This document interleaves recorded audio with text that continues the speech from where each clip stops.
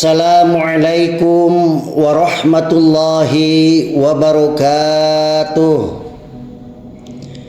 Alhamdulillahi rabbil alamin ala ni'matil iman wal islam,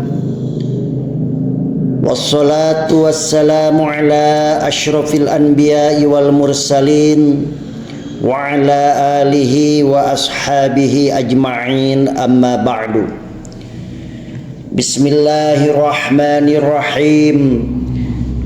Rabbi shrah li sadri wa yassir li amri wahlul 'uqdatam min lisani yafqahu qawli.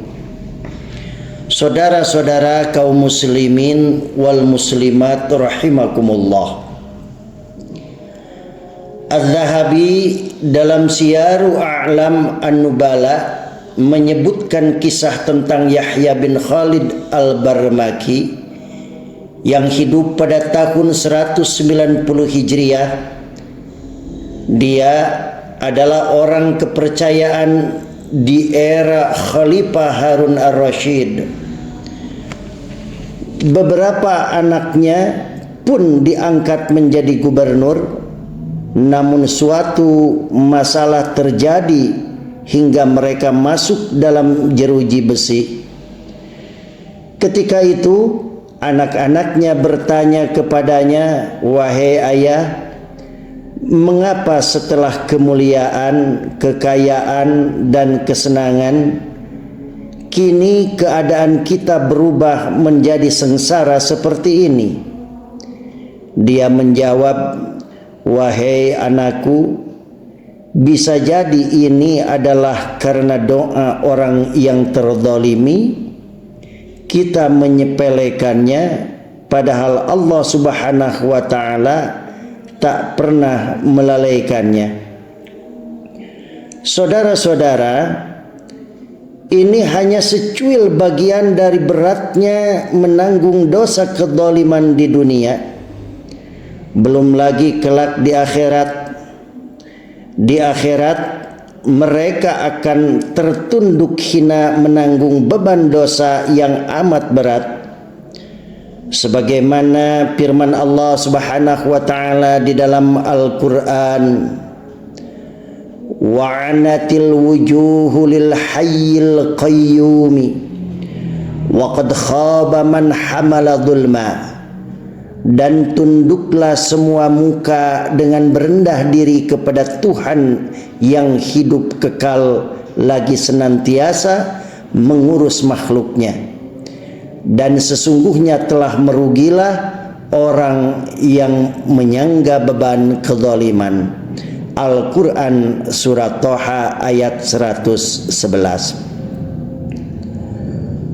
Orang yang berlaku aniaya dan zalim mungkin saja bisa tertawa lepas dan puas dengan keuntungan dan kesenangan yang didapat, meski harus menari di atas penderitaan orang-orang yang lemah. Mungkin ia bisa tidur lelap, padahal orang yang teraniaya tetap terjaga.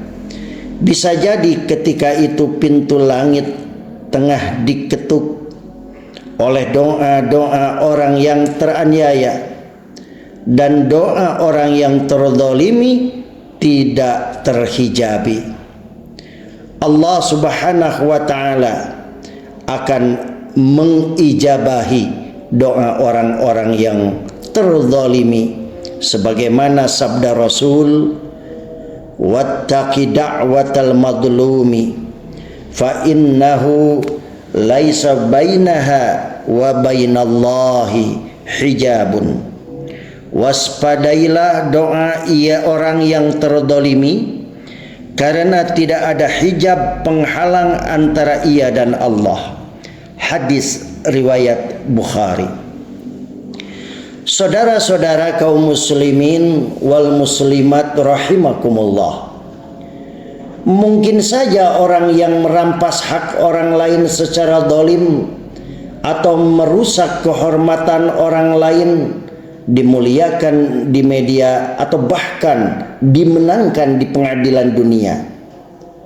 Akan tetapi kelak di pengadilan akhirat mereka akan mendapatkan keputusan yang seadil-adilnya. Saatnya mereka akan ketakutan, tertunduk dan terhina di hadapan Al-Hayyu Al-Qayyum. Karena hari itu keadilan benar-benar ditegakkan, tak sebagaimana pengadilan di dunia yang sering memenangkan pihak yang kuat, mengorbankan yang lemah. Kali ini akan terkuak hakikat yang sebenarnya, yang zalim akan merasakan akibatnya. Binatang pun akan diselesaikan urusannya, sehingga kambing yang tidak bertanduk membalas kambing yang bertanduk. Hanya saja setelah itu para binatang menjadi tanah, sedangkan manusia masih tetap melanjutkan perjalanan akhiratnya.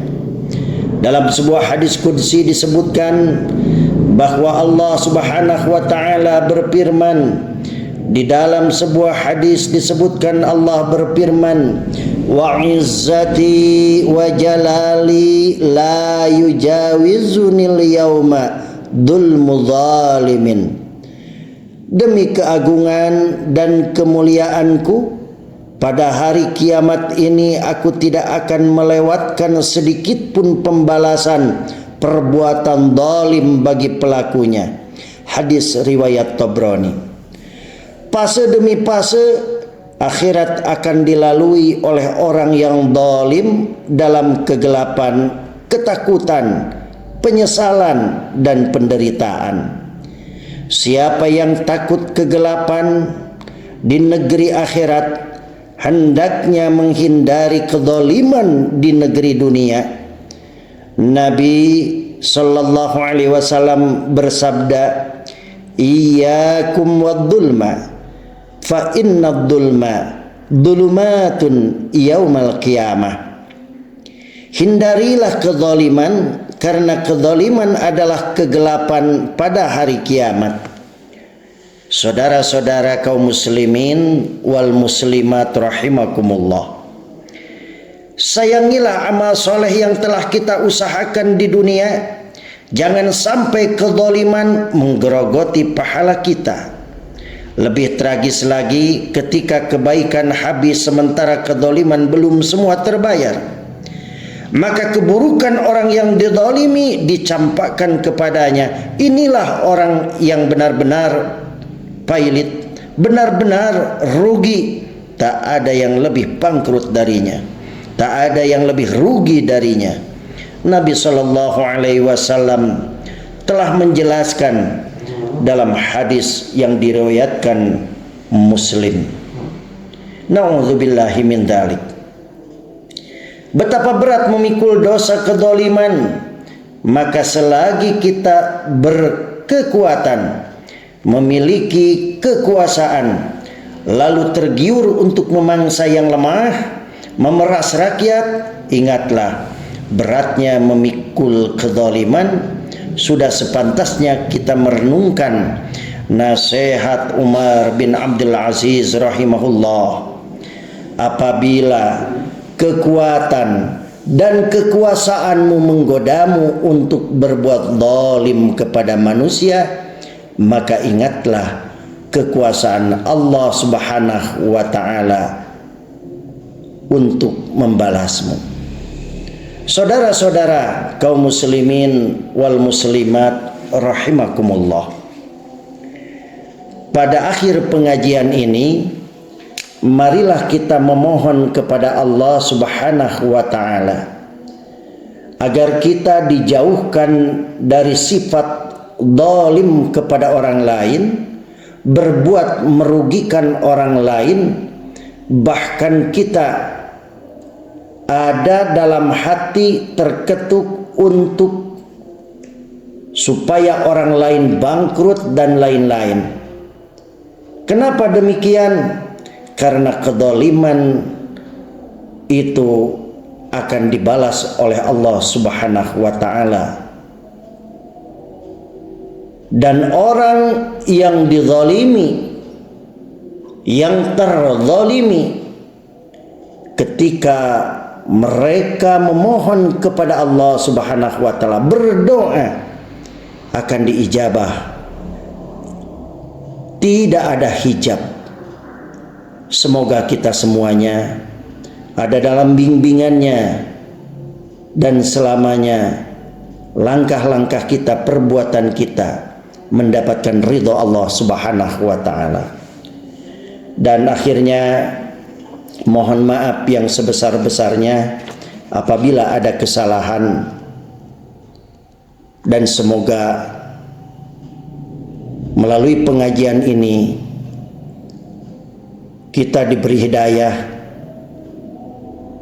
dan dosa-dosa kita dimaafkan oleh Allah Subhanahu wa taala. Wal 'afu minkum. Wassalamu alaikum warahmatullahi wabarakatuh.